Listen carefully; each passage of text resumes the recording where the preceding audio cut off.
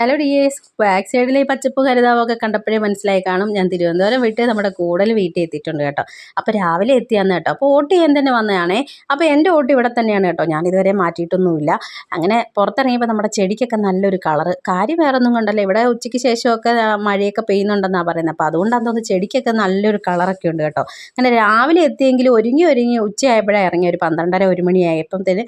അപ്പം ഞങ്ങൾ ഞാനും ചിഞ്ചും ഒക്കെ പഠിച്ച കൂടൽ ഗവൺമെൻറ് LP സ്കൂളിലായിരുന്നു ഞങ്ങൾക്ക് വോട്ട് കേട്ടോ. അപ്പം നമ്മളൊക്കെ പഠിച്ച സ്കൂളിൽ വീണ്ടും പോകുമെന്ന് പറഞ്ഞാൽ വോട്ട് ചെയ്യാൻ വേണ്ടിയിട്ടായിരിക്കും മിക്കവാറും ഉള്ളവരെല്ലാം. അപ്പം നമ്മൾ വന്നപ്പോഴത്തേന് നമുക്ക് ഓരോരോ ഓർമ്മകൾ ഇങ്ങനെ വന്നു കേട്ടോ. ഞാനും ചിഞ്ചു 5 വരെ പഠിച്ചതാണേ.